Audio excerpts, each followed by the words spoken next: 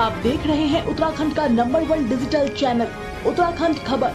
उत्तरकाशी के सिलक्यारा टनल में फंसे 41 मजदूरों को निकालने के लिए अभी भी जद्दोजहद जारी है।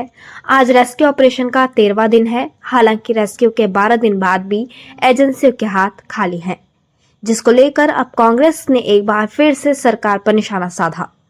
कांग्रेस के प्रदेश प्रवक्ता गरिमा दसौनी ने कहा कि 12 दिन से ज्यादा दिन बीत चुके हैं, लेकिन अभी तक सफलता हाथ नहीं लगी। उन्होंने कहा कि अगर इन मजदूरों की जगह यहाँ किसी रस्कुदार अमीर घराने के लोग होते या नेता होते तो देश की राजनीति में भूचाल आ गया होता। लेकिन देखा गया है कि सत्ता पक्ष के लोगों ने मजे से इगास मनाया।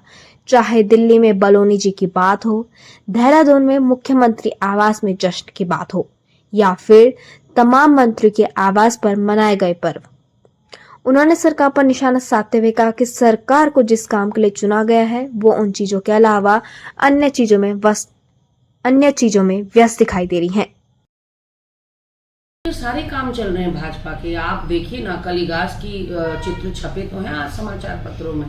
वाकई दिल रो रहा है उन तस्वीरों को देखकर, इसलिए क्योंकि 41 लोगों के परिवार में चूल्हा नहीं जल रहा है और एक तरह से अंधियारा पसरा पड़ा है, क्योंकि वो अभी तक रेस्क्यू नहीं हुए हैं। केवल ढांढस, सब्र और भरोसा दिलाने के अलावा इन नेताओं ने अभी तक किया क्या है।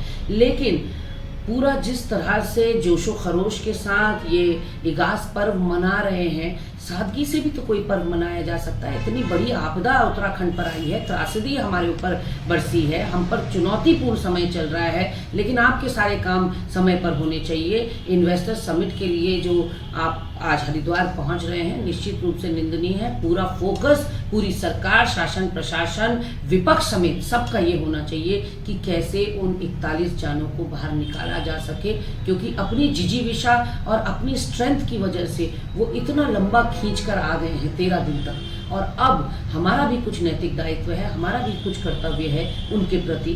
तो जाने उनका मूल्य क्या है, जानों का वक़्त या कितना महत्व कुछ जाने रखती हैं भाजपा के लिए, उसकी एक वानगी है मुख्यमंत्री का ये इन्वेस्टर समिट की बैठक। गरिमा जी की ये क्यों हुई थी ये भी मैं आपको बता दूं। इसमें सुप्रीम कोर्ट की हाई पावर कमेटी HPC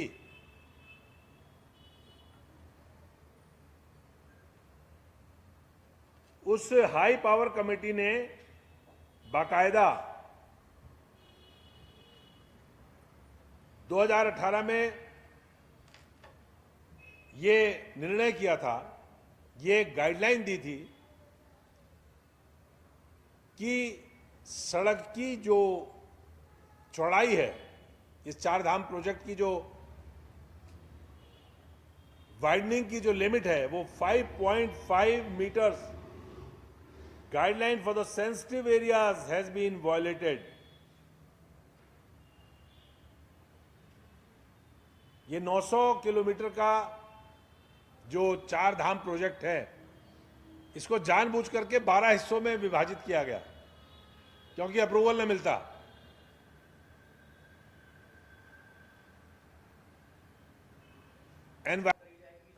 भाई मैंने आपको कहा कि हाई पावर्ड कमेटी जो है उसने 5.5 मीटर से ज्यादा का अलाउ नहीं किया है। MCT से ऊपर मेन थ्रस्ट जो एरिया है उससे ऊपर 5.5, इससे ऊपर मीटर से ऊपर नहीं होना चाहिए। ये तो 12 मीटर की है।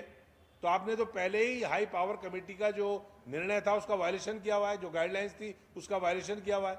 अब आगे इसमें काम होगा नहीं होगा ये सरकार का निर्णय होगा, लेकिन मैं समझता हूं कि पूरे प्रदेश के अंदर जो टनल का जाल बिछाया जा रहा है ये बहुत खतरनाक है। उत्तराखंड में 110 किलोमीटर तो आप ये लगाइए कर्णप्रयाग से ऋषिकेश तक, ये जो रेलवे लाइन जा रही है, आप क्यों आग से खेलने का काम कर रहे हैं? इतना बड़ा रिस्क पूरे राज्य की जनता के प्राणों से। और जो आप चार धाम के यात्री की बात कर रहे हैं, 200 लैंडस्लाइड, बड़े लैंडस्लाइड जब से चार धाम प्रोजेक्ट शुरू हुआ है, 200 लैंडस्लाइड्स पूरे ऋषिकेश से लेकर के और चार धाम यात्रा में 200 लैंडस्लाइड आ चुके हैं। कौन जिम्मेदार है इसका? जब एक्सपर्ट्स ने कह दिया था कि it is unnecessary winding of इतना बड़ा प्रोजेक्ट, ये अनावश्यक है, तो उसकी क्या जरूरत थी? लेकिन केवल श्रेय लेने के लिए, केवल चार धाम के नाम पर धार्मिक भावनाओं को एक्सप्लॉइट करने के लिए आप अगर इस काम को कर रहे हैं तो भैया ये तो उत्तराखंड की जनता से बहुत बड़ा खिलवाड़ कर रहे हैं। जितने लोग बोल्डर्स से गिरने से मरे हैं, जितने लोग चट्टानों के गिरने से और इस चार धाम के एक्सीडेंट में इन 9.5 सालों में मरे हैं, मैं समझता हूं 70-75 सालों में इतने लोग नहीं मरे हो। इस पूरे चार धाम प्रोजेक्ट को जो 900 किलोमीटर लंबा है उसको 12 हिस्सों में डिवाइड किया गया। अब हमारा बड़ा प्रश्न यह है, 200 से ज्यादा बड़े लैंडस्लाइड्स इस पूरे चार धाम प्रोजेक्ट के जो निर्माणाधीन मार्ग है उसमें निर्माण से लेके अब तक जब से निर्माण शुरू हुआ है,